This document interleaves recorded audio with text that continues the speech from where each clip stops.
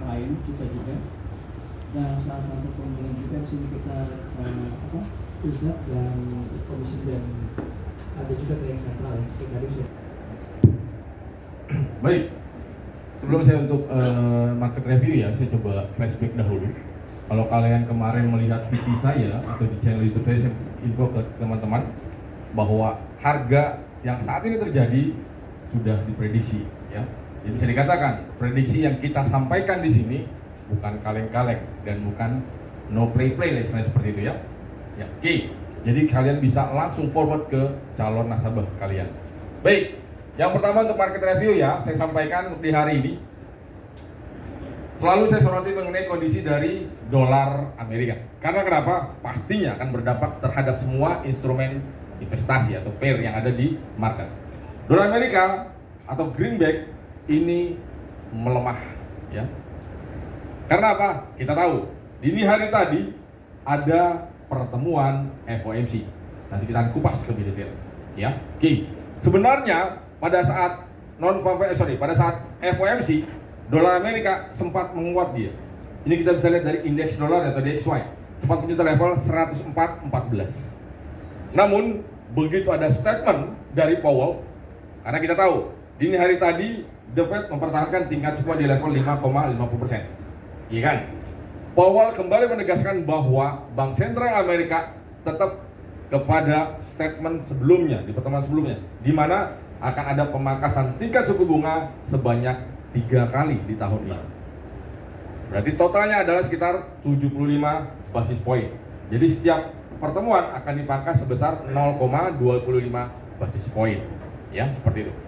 Diprediksi Juni yang pertama kali akan melakukan pemangkasan tingkat suku bunga. Ya, pada saat mempertahankan tingkat suku bunga, dolar sempat menguat, namun kembali anjlok ya atau melemah. Ya. Sekarang terendahnya berada di level 103.17 untuk indeks dolarnya atau DXY-nya. Kemarin sempat berada di level 103.88. Potensi pelemahan dolar Amerika masih akan berlanjut. Karena kenapa?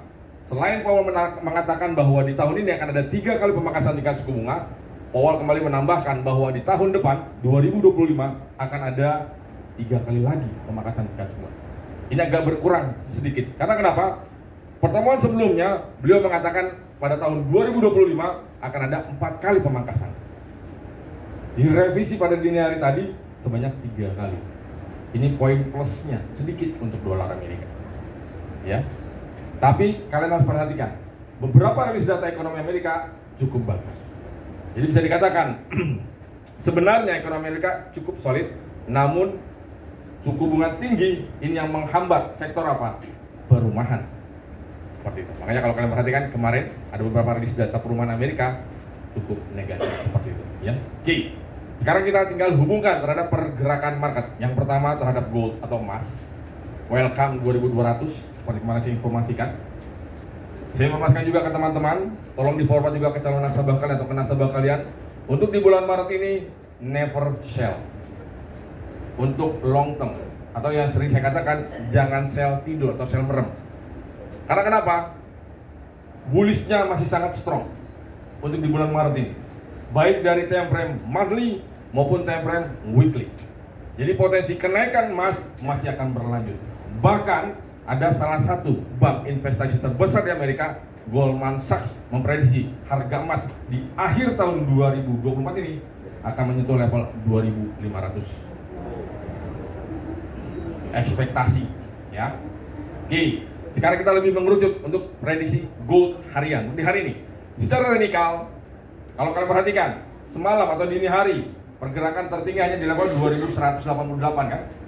Terendahnya di level 2149, ditutup 2186. Pagi ini melonjak dia. Ya, open 2186 langsung melonjak ke level 2222. Kurang lebih sekitar 36 poin kalau saya tidak salah. Ya. Potensi kenaikan masih akan berlanjut. Jadi jangan terpancing kalau dia bergerak turun untuk sell jangka panjang. Tapi kalau untuk sell 1 atau 2 poin atau scalping boleh. Ya, itu Riko. Sasarannya kemana Pak? Kalau level tertinggi saat ini di level 2222 berhasil di break akan untuk level Ini merupakan level resisten 3. Itu untuk pergerakan. Kalau turun bagaimana Pak? Turun, saya prediksi tidak akan jebol level terendah saat ini 2186. Itu nggak akan jebol. Ya. Sampai kapan Pak? Sampai nanti di awal bulan kita melihat rilis data non farm payroll. Jadi strong bullish di emas masih akan berlanjut. Ditambah lagi nanti malam secara fundamental ada rilis data flash manufacturing PMI, lalu ada juga flash service PMI, ditambah lagi jobless claim. Dari ketiga data tersebut diprediksi negatif di luar Amerika. Jadi kalau memang seandainya dirilis sesuai dengan ekspektasi yang tadi saya katakan, level 2239 akan sangat mudah disentuh oleh pergerakan.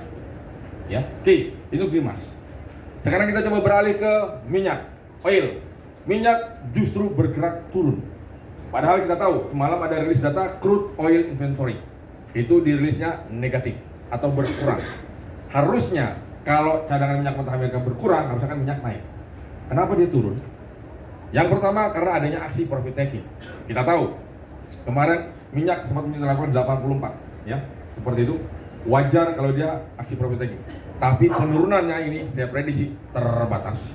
Karena apa? Pasokan bahan bakar minyak global terbatas.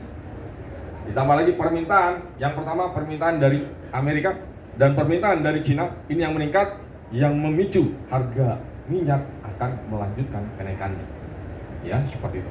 Oke, sekarang kita coba beralih ke forex major rate. Kalau kalian perhatikan, semua forex menguat. Ya, yen sempat menyentuh level 151.800, level tertinggi sepanjang sejarah. Pernah disentuh juga level pada tahun 2021. Padahal kita tahu yen kemarin Bank Sentral Jepangnya itu menaikkan tingkat suku bunga, ya kan? Pertama kali Bank Sentral Jepang menaikkan tingkat suku bunga sejak tahun 2007. Yang awalnya minus 0,10% dinaikkan menjadi berapa? 0%. Tapi kenapa dia menguat? Karena kita tahu pernyataan dari Bank Sentral Amerika seperti itu. Jadi yen sekarang menguat. Potensi yen masih akan lanjut menguat. Ya. Dia akan menuju kemana? Paling jauh sekali ke level 150-500 untuk pergerakan yen. Karena kenapa? Semua para pelaku pasar memprediksi bahwa kebijakan yang diambil oleh Bank Sentral Jepang tidak ada yang berubah. Karena kenaikan tingkat suku bunga sudah diprediksi sebelumnya. Jadi terkesan agak melambat apa yang diambil oleh Bank Sentral Jepang. Ya, oke.